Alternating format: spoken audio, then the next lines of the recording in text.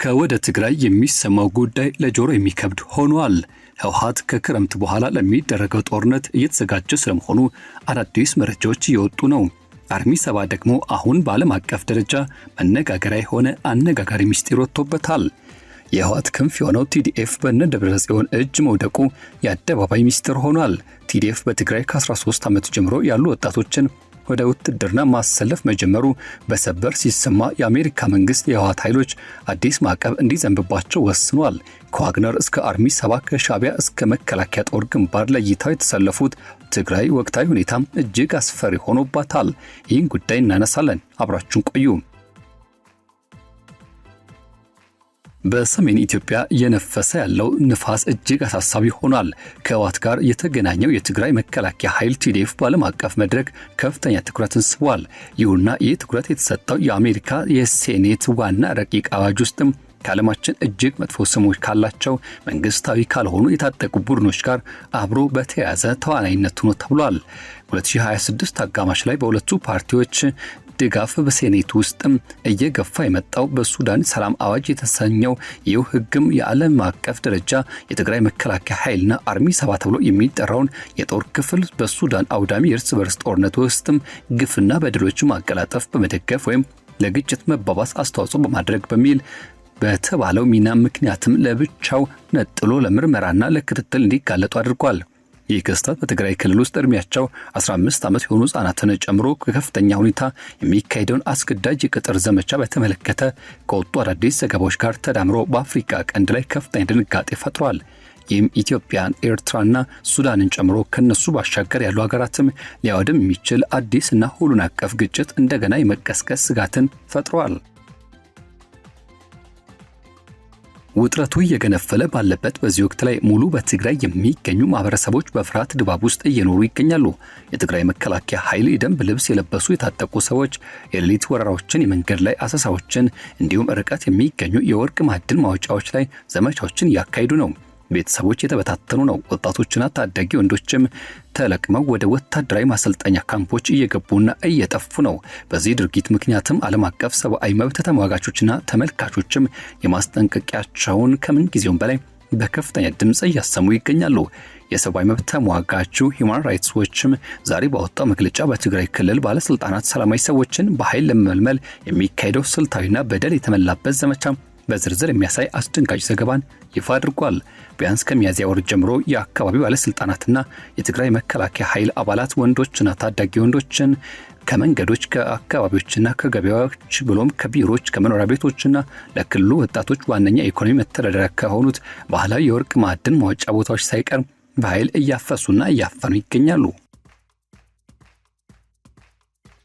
በወርሃ ሚያዝያ ማገባደጃ ላይ በትግራይ ሰሜናዊ ምዕራብ ዞን የታጠቁ ሰዎች የአንድ የቀድሞ ተዋጊ መኖሪያ ቤት ሰብረው በመግባት እድሜያቸው 16ና 17 የሆኑ ታዳጊዎችን ጨምሮ ሌሎች 17 ሰዎችን በቁጥጥር ስር መዋላቸውን የዓይን እማኞች ይገልጻሉ። በአዲ ጉደም ከተማ ፖሊስ፣ ሚሊሻና የቲዲኤፍ አባላት በከተማ ውስጥ ባደረጉት ድንገተኛ አሰሳና ፈሳ የቀን ሰራተኞችን፣ አርሶ አደሮችን፣ የባጃጅ አሽከርካሪዎችን ጨምሮ በውሃ እጥረት ምክንያት ውሃ ለመቅዳት የወጡ ወጣቶችን ጨምሮ አፍሰዋል።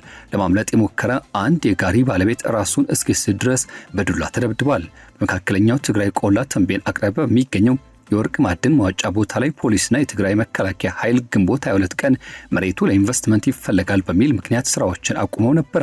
ከ3 ቀናት በኋላ በደርዘን የሚቆጠሩ የታጠቁ ኃይሎች ተመልሰው በመምጣትም አንዳንድ የማዕድን ሰራተኞችን ደብድበዋል።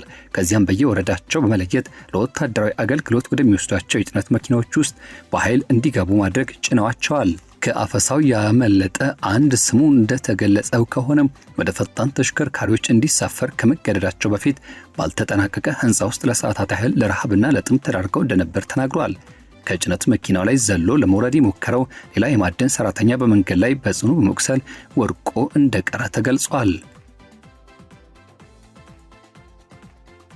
አዲስ የተመለመሉ ሰዎች በሰሜናዊ ምዕራብና በደቡባዊ ትግራይ ወደሚገኙ የስልጠና ካምፖች ከመዛወራቸው በፊት በአስተዳደር ቢሮዎች፣ በወህኒ ቤቶች ወይም ደግሞ በትምህርት ቤቶች ውስጥም ያለምንም ፍርድ በዘፈቀደ ታስረው ይቆያሉ። ቤተሰቦች ስለ ልጆቻቸው ምንም አይነት መረጃ ሳያገኙ ቀናትን ያሳልፋሉ። አንድ ግለሰብ 29 ዓመት ዕድሜ ያለው ወንድሙ በደቡብ ክልል በሚገኘው የወታደራዊ ካምፕ ውስጥ መኖሩን ያወቀው ወንድሙ በአንድ ዘበኛ ስልክ ተውሶ ከደወለለት በኋላ ብቻ ነበርም። ይህ ፍርሃት በክልል ውስጥ በስፋት የተሰራጨና ስር የሰደደ ነው። ነዋሪዎች ከአፈሳና ከእስራት ለማምለጥ ሲሉ በየሌሊቱ ቦታ ይቀያይራሉ ወይም ደግሞ በሜዳ ላይ ያድራሉ። ማምለጥ የቻሉት ደግሞ የሚወዷቸው ቤተሰቦቻቸውን ለበቀልና ለቅጣት የተጋለጡ አድርገው ጥሏቸው ይሰደዳሉ። በአንድ ወቅት አንዲት እናትና ሌሎች ወላጆችም ልጆቻቸውን አሳልፈው እንዲሰጡ ግፊት ለማድረግ ሲባል ለ10 ቀናት ያህል ያለ ምግብና ውሃ ታስረው እንዲቆዩ ተደርገው ነበር። ይህ የአፈሳና የምልመላ ዘመቻ በከፍተኛ ሁኔታ የተጠናከረው ህወሓት በሰኔ መጀመሪያ ላይ ወታደራዊ አገልግሎትን የሚያስገድድ ሰፊ አዋጅ ካወጣ በኋላ ነው። ይህ ሰነድ ሰፊው ህዝብ ሳይመክርበት የጸደቀ ሲሆን ከፍተኛ ቅጣቶችንም ይዟል። ለምሳሌ ይህን ምልመላ ጥረት በመተቸት እስከ 25 ዓመት የሚያደርስ የእስራት ቅጣትን የሚያስቀጣ ሲሆን የትግራይ አንድነትና ግዛት መናድ ለሚሉ ግልጽ ያልሆኑ ወንጀሎች ደግሞ የሞት ቅጣትን ይደነግጋል። ከዚህ በተጨማሪ ከአገልግሎት ለሚያመልጡ ወይም ደግሞ ከጦር ግንባር ለሚኮበልሉ ሰዎች ቤተሰቦቻቸው የጋራ ቅጣት፣ እስራትና በደል ለመጣልም አዋጁ በር ከፍተዋል። የህወሓት ቃል አቀባዮች በበኩላቸው ይህን ክስ ውድቅ በማድረግ ምልመላው በፈቃደኝነት ላይ ተመሰረተ ለክልሉ መከላከያ አስፈላጊ መሆኑን አጥብቀው ይከራከራሉ። ይሁን እንጂ በየቤቱ የሚደረገው ፍተሻና አሰሳ የጎረቤት መረጃ ሰጪዎችን መጠቀምና የቀድሞ ተዋጊዎችን ስም ዝርዝር አዘጋጅቶ ማደን የሚያሳየው ተግባር ሌላ እውነታን ነው። ሁማን ራይትስ ዎች እና ሌሎችም ድርጅቶች ይህን ድርጊት በዓለም አቀፍ ደረጃ በጭቆናና በሰብአዊ መብት ጥሰት በሚኮንነውና ማብቂያ ከሌለው የኤርትራ ታዋቂው ብሔራዊ አገልግሎት ስርዓት ጋር ያመሳስሉታል። ይህ ክስተት የተከሰተው በፌዴራል መንግስቱና በትግራይ መካከል ለወራት ከዘለቀው ከፍተኛ ውጥረትና በክልል ውስጥ ከተከሰተው አስገራሚ የውስጥ የስልጣን ሽግግርና ሽኩቻ በኋላ እንደሆነ በስፋት የተገለጸ ይገኛል።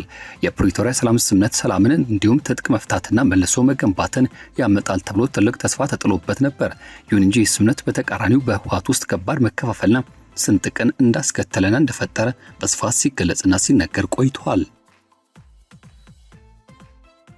ከስምምነቱ ይዘትና ሂደት ጋር በተያያዘ ጥርጣሬ የነበራቸው አንጋፋና ነባር መሪዎችን ያቀፈው አክራሪ ቡድንም ከፌዴራል መንግስቱ ጋር አብሮ ለመስራትና እንዲሁም ተግባራዊ እርምጃዎችን ለመውሰድ ከፈለጉት ሚዛናዊ ሆነው የፓርቲ አካላት ጋር በከባድ የሀሳብና የስልጣን ግጭት ውስጥ ገብቷል። ባሳለፍነው ዓመት ወርሃ መጋቢት ላይ እነዚህ የህወሓት ለውጥና ስምምነት ተቋሚ የሆኑ ጽንፈኛ መሪዎች በትግራይ መከላከያ ኃይል አዛዦች መታገዝ በፌዴራል መንግስቱ እውቅና ተሰጥቶት ይንቀሳቀስ የነበረውን ጊዜያዊ አስተዳደር ከስልጣን አወረዱ። ይህን ድርጊት ተቺዎቹና ታዛቢዎች በህገ ወጥ መንገድ ስልጣን የመንጠቅ ወይም ኩዴታ ተግባር ነው ሲሉ ገልጸውታል። በቅርቡ በግንቦት ወር ላይ ህወሓት በክልሉ ላይ ያለውን ሙሉ ቁጥጥር በድጋሚ ያረጋገጠ ሲሆን ከጦርነቱ በፊት የነበሩትን የአስተዳደር መዋቅሮች ሙሉ በሙሉ መልሶ ማደራጀት፣ በአዲስ አበባ ተሽሞ የነበሩትን ባለስልጣናትና ጊዜያዊ አስተዳደር አባላትን ሙሉ በሙሉ ከጨዋታ ውጪ አደረጋቸው። የስልጣን መንጠቅ ተግባር እጅግ አደገኛ የሆኑ አንድምታዎችን ይዞ መጥቷል። ህወሓት ወታደራዊ ኃይሉን በከፍተኛ ደረጃ ለማጠናከር የተንቀሳቀሰ ሲሆን የቀድሞ ተዋጊዎችን በድጋሚ በማደራጀትና ሰላማዊ ሰዎችን ጭምር በኃይል ወደ ውትድርና እያስገደደ ይገኛል። በፕሪቶሪያ ስምምነት መሰረት መከናወን የነበረበት የትጥቅ መፍታት ሂደትም እስካሁን ድረስ ሙሉ በሙሉ ሳይጠናቀቅ ትጥቁን እንደያዘ ቀርቷል።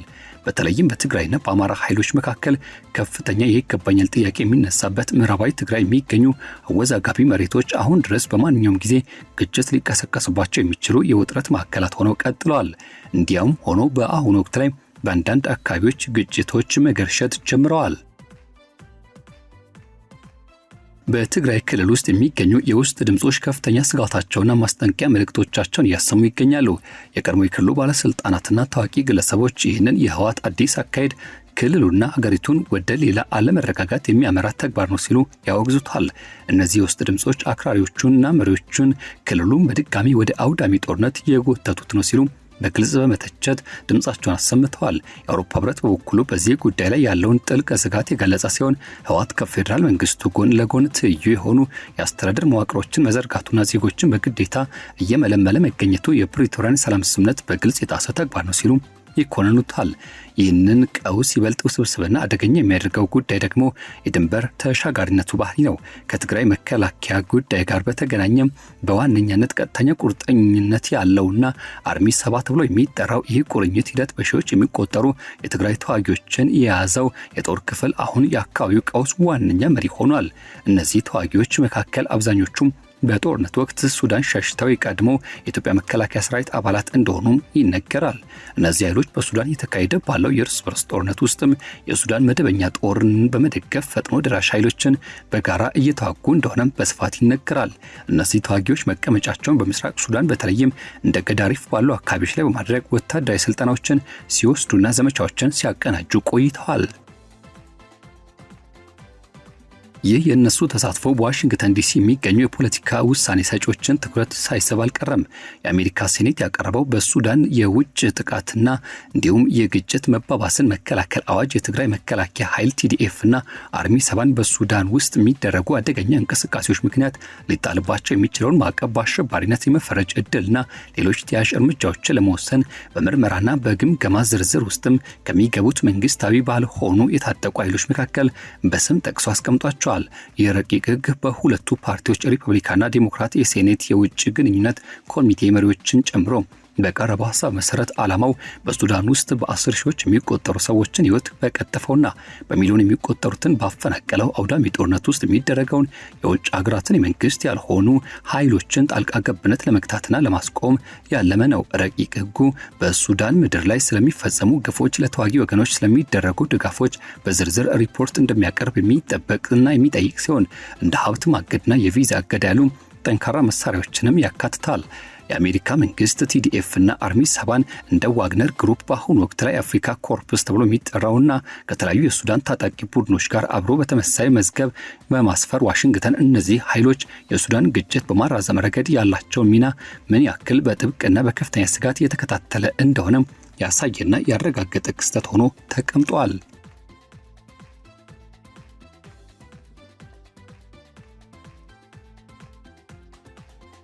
ከኢትዮጵያ አንጻር ሲታይ የአርሚ 7 በሱዳን ምድር ላይ መገኘት ቀጥተኛ የሆነ ብሔራዊ ደህንነት ስጋት ነው። በተለይም ደግሞ የሁለቱ ሀገራት ምዕራባዊ ድንበር አካባቢዎችን ለመቆጣጠር በሚደረገው ፍልሚያ ላይ ከፍተኛ ተጽዕኖ አለው። የሱዳን መደበኛ ጦር ለእነዚህ ተዋጊዎች የሚያደርገው ድጋፍ ኤርትራ፣ ግብጽና ሌሎች ሀገራትን ያካተተውን ቀድሞ ቢሆን ተለዋዋጭና የማይታመንበትን የቀጠናውን ጥምረት ይበልጥ እሳት ውስጥ የሚከት ይሆናል። የአፍሪካ ቀንድ እርስ በርስ የተሳሰሩ ግጭቶች፣ የኢትዮጵያ የውስጥ መበታተንና ለመረጋጋት፣ የሱዳን እርስ በርስ ጦርነትና በቀጠናው ሀገራት የቆየው ፖለቲካ ባላንጣነት በአንድ ላይ ተዳምረው ቀጠናውን ወደማይወጣበት ከባድ ማዕበልና ጥፋት ውስጥ የመክተት እድላቸው ሰፊ ነው። የዚህ ቀውስ መዘዝም ከትግራይ ድንበር አልፎ በብዙ ርቀት ላይ የሚገኙ አካባቢዎችን መንካቱ አይቀሬ ነው። አዲስ መጠነ ሰፊ ጦርነት የሚቀሰቀስ ከሆነ የኤርትራን ጦር በድጋሚ ወደ ግጭት በቀጥታ ሊጎትት ይችላል። አስመራ በዚህ ጉዳይ ላይ የራሷ የሆነ ከፍተኛ የፖለቲካና የደህንነት ፍላጎት ያላት ሲሆን ከተለያዩ የትግራይ ቡድኖች ጋር ውስብስብ የሆኑ የጀርባ ዲፕሎማሲያዊ ወታደራዊ ጨዋታዎችን እያካሄደች ነው በሚል ስትከሰስ ቆይታለች። ቀድሞውኑ ቢሆን በራሱ ሚሊሻዎች ኃይሎች ፋኖ ውጥረት ውስጥ የሚገኘውና የመሬት ይገባኛል ክርክር ያለው የአማራ ክልል በዚህ ምክንያትም የጦርነት ውስጥ የመግባት እድሉ ሰፊ ነው። የሱዳን እርስ በርስ ጦርነትም ሌላ አዲስ የተኪ ወይም ደግሞ ፕሮክሲ ውጊያ መድረክና ገጽታን ሊያመጣ ይችላል ሲሉ ስጋታቸውን የሚገልጹ በርካቶች ናቸው። የፕሪቶሪያ ሰላም ስምምነት ዋስትና አስከባሪ የሆነው የአፍሪካ ህብረት አሁን ላይ ፈጣንና እንዲሁም ጠንካራ እርምጃዎችን እንዲወስድ ከያቅጣጫው ከባድ ግጭቶች የበረቱበትና ብሎም ደግሞ ግፊቶች እየተጠናከሩ ይገኛሉ። የህብረቱ ግጭት ክትትልና ቁጥጥር መዋቅር በአስቸኳይ በትግራይ ምድር ላይ እየተካሄደ ያለውን አስገዳጅ የተባለ ምልመላና ብሎም ወታደራዊ ኃይል መልሶ ማደራጀት ተግባር ላይ ገለልተኛ ምርመራ ከማድረግ እንዳይቆጠብ ይጠይቃል። አሜሪካ፣ አውሮፓ ህብረት፣ ኬንያ፣ ደቡብ አፍሪካና የሰላም ስምምነቱን የደገፉት ዋስትና የሆኑ ሌሎችም ዓለም አቀፍ አካላት የተፈጸሙን ሰብአዊ ጥሰቶች ለማስቆምና ግጭቱ እንዳያገረሽ ለመከላከል ያላቸውን ዲፕሎማሲያዊና ኢኮኖሚያዊ ተጽዕኖዎች ወይም ደግሞ መሳሪያዎችን ሁሉ መጠቀም ያለባቸው። የአሜሪካ ሴኔት ያቀረበው ረቂቅ ህግም ለዓለም አቀፉ ተጠያቂነት ሌላ ተጨማሪ ጠንካራ መሰረትን የሚጥል ነው። የትግራይ ክልል በተለይም በመከላከያ ኃይሉና በአርሚ 7 በሱዳን ውስጥ የሚንቀሳቀሱና በሚደረገው ሂደት ምክንያት በአጉሊ መነጥር ውስጥ መግባታቸው በትግራይ ውስጥ ፖለቲካዊና ወታደራዊ ተለዋጭነት መላው ቀጠናውን ሰላምን እንዴት እያደፈረሰና ያናጋ መሆኑን በግልጽ ያሳያል። ወደፊት እነዚህ ኃይሎች በአሸባሪነት የመፈረጅ ወይም ደግሞ ከባድ ማዕቀቦችን የመጣል እርምጃዎች የሚከተሏቸው ይሆናል። ይህ ውሳኔ በክልሉ ያሉትን አክራሪና ግትር መሪዎችን ይበልጥ ከዓለም አቀፍ ማህበረሰብ የሚያገላቸው ሲሆን፣ በሌላ በኩል ደግሞ በክልሉ የሚደረገው ሰብአዊ ረድኤትና የእርዳታ ስራዎችን እጅግ ውስብስብና አስቸጋሪ ሊያደርገው ይችላል። ከመቀሌና ከሌሎች የትግራይ ከተሞች የሚወጣጡ መረጃዎችና ሪፖርቶች እጅግ አሳዛኝ ናቸው። ታዳጊ ወጣቶች በኃይል ወደ አውቶቡሶች ተጭነው ሲወሰዱ፣ እናቶች መሬት ላይ የተንከባለሉ የሚያለቅሱበትና የሚማጸኑበት ትዕይንት የተለመደ ሆኗል። በአንዳንድ አካባቢዎች ደግሞ የአካባቢው ነዋሪዎች ምልመላውን በመቃወም ወታደራዊ ተሽከርካሪዎችን በድንጋይ በመምታት የታገቱ ወጣቶችን ያስለቀቁባቸው ተቃውሞችም ተከስተዋል። የኪነ ጥበብ ባለሙያዎችና በውጭ ሀገር የሚኖሩ የትግራይ ዲያስፖራ ማህበረሰቦችም ትግራይ ከደረሰባት የጦርነት ቁስል እንድታገግም ከተፈለገ ወጣቱ ለቀቅ አድርጎት ሰላም ስጡት የሚሉ ጥሪዎችን በከፍተኛ ድምፅ ያስተጋቡ ይገኛሉ። የአፈሳ ዘመቻዎች በአብዛኛው የሚካሄዱት በሌሊት ሲሆን ማንነታቸውና ሰሌዳ ቁጥሮቻቸው ያልታወቁ ተሽከርካሪዎችና ፊታቸውን በጭንብል በሸፈኑ የታጠቁ ኃይሎች አማካኝነት ይፈጽማል። አንድ የአካባቢ ነዋሪ የክልሉ ያለውን አጠቃላይ ስሜት ሲገልጹ ህዝቡ ሙሉ በሙሉ በፍርሃት ቆፈን ውስጥ ነው የሚገኘው፣ ህይወታቸውን ተመሰቃቅለዋል፣ የሚቀጥለው ሰዓት ተራው የማን እንደሆነም ማንም የሚያውቀው ነገር የለም ብለዋል። ሌላኛው ነዋሪ ደግሞ በኢኮኖሚ ችግርና ማዕቀብ ምክንያት ነፍሰ ጡር ሚስቱና እንዲሁም ብቻዋን በትግራይ ጥሎ ወደ ዋና ከተማ አዲስ አበባ መሰደዱን ይገልጻል። እነዚህ ታሪኮች እንዲሁ ተራ የተባለ የቁጥርና የስታቲስቲክስ ሂደትን የሚገልጹ ረቂቅ መረጃዎች ብቻ አይደሉም። ይልቁኑ ቀድሞውኑ ቢሆን በጦርነት ምክንያት የዛለችና የደከመች ነገር ግን በአሁኑ ወቅት በግድ ወደ አዲስ አውዳሚ ፍልሚያና ግጭት ውስጥ እየተገፋች ያለች ትግራይን የሚያሳይ ነው እንጂ። የትግራይ መከላከያ ኃይል በከፊል ትጥቅ የመፍታት ሂደት ውስጥ ቢያልፍም አሁንም ድረስ ከፍተኛ የሆነ ዝግጁነትና ቀሪ ወታደራዊ አቅም አለው። የቀድሞ ተዋጊዎችን በድጋሚ ማደራጀትና አዳዲስ ወጣቶችን በኃይል ወደ መዋቅር ማስገባት የጦርነቱን የማጥቃትና የመከላከል ኃይል በአጭር ጊዜ ውስጥ መልሶ ለመገንባት ያስችላል። በተለይም የትግራይ ተራራማ መልክዓ ምድራዊ ለደፈጣ ውጊያ እጅግ አመቺ መሆኑን ተከትሎ አቅም ይጨምርለታል። ይሁን እንጂ በታሪክ እንደታየውና በብዙ የዓለማችን ግጭቶች እንደተረጋገጠው ከሆነ ሰዎችን በግዴታና በኃይል ወደ ውትድርና ማስገባት በአብዛኛው እምነት የማይጣልበት የውጊያ ወኔና ሞራሉ እጅግ ደካማ የሆነ ሰራዊት መፍጠርን የሚያስከትል ነው። በደቡባዊና ሰሜናዊ ምዕራብ ትግራይ ዞኖች ውስጥም በስፋት የሚገኙ ወታደራዊ ማሰልጠኛ ካምፖች እንደሚያሳዩት የክልሉ መሪዎች ለረጅም ጊዜ ለሚቆይ ወታደራዊ ዘመቻና ጦርነት ዝግጁት ያደረጉ ስለመሆናቸው ይጠቁማል። በሌላ በኩል ደግሞ የአርሚ 7 በሱዳን ምድር ላይ መሰማራት ለኃይሉ ተጨማሪ የውጭ ሀገር የውጊያ ልምምድና ወታደራዊ ቁሳቁስ አቅርቦት መስመሮችን ሊያስገኝም ቢችልም፣ በሌላ በኩል ግን የትግራይ ተዋጊዎችና የሌላ ሀገር ጨካኝ አውዳሚ እርስ በርስ ጦርነት ተሳታፊ እንዲሆኑ ያደርጋቸዋል። ይህም ተጨማሪ ዓለም አቀፍ ማዕቀቦችና የጦርነት ወንጀል ክሶችን ከባድ ዲፕሎማሲያዊ መገለልን የሚያስከትል ስለመሆኑ ብዙዎች ያምኑበታል። የኢትዮጵያ ፌዴራል መከላከያ ሰራዊትም ለዚህ እንቅስቃሴ ምላሽ ለመስጠት በሚመስል መልኩ በሁለቱ ሀገራት ድንበር አካባቢዎች ላይ የራሱን ወታደራዊ ኃይል በከፍተኛ ደረጃ እያከማቸ ይገኛል። ይህም በማንኛውም ሰዓት ወደ ከባድ ግጭት ሊያመራ የሚችል እጅግ አደገኛ የሆነም የኃይል ፉክክርና ሽኩቻ ድባብን የፈጠረ ሆኗል። አሁንም ቢሆን ከፍተኛ ውዝግብ ያለበት የምዕራብ ትግራይ አካባቢ የዚህ አዲስ ጦርነት መጫሪያ ክብሪት የመሆን እድሉ በጣም ሰፊ ነው። የትግራይ መከላከያ ኃይል ይህን መሬት በኃይል ለማስመለስ የሚያደርገው ማንኛውም ወታደራዊ እንቅስቃሴ ከፌዴራል መንግስቱና ከአማራ ክልል ኃይሎች ጋር እጅግ ከባድ የሆነ መልሶ ማጥቃት እርምጃ የሚቀሰቀስ ሲሆን የኤርትራ ሰራዊት በዚህ ሂደት ውስጥ የሚኖረው ተሳትፎ ደግሞ ሁልጊዜ ቢሆን የነገሮችን አካሄድ የሚቀይርና ትልቅና ያልታወቀ ተለዋጭ ኃይል ሆኖ ይቆያል። የአፍሪካ ቀንድ አጠቃላይ ጂኦፖለቲካዊ ቼዝ ጨዋታ፣ የቀይ ባህር ይዞታ እንዲሁም ደግሞ የአባይ ግድብ ውጥረቶችና የአገሪቱ ተቋሚ ኃይሎች የትግራይን ከፍተኛ ዋጋ የሚጠይቅና የብዙ አካላት ፍላጎት ያረፈበት ቀጠና ያደርጋታል። እንደ ባሕረ ሰላጤው ሀገራት ግብጽና ከነሱም ባሻገር ያሉት የውጭ ኃይሎችና ተዋናዮች በዚህ አካባቢ የሚኖረውን ማንኛውም ለውጥ እጅግ በጥብቅና በትኩረት እየተከታተሉት ይገኛሉ።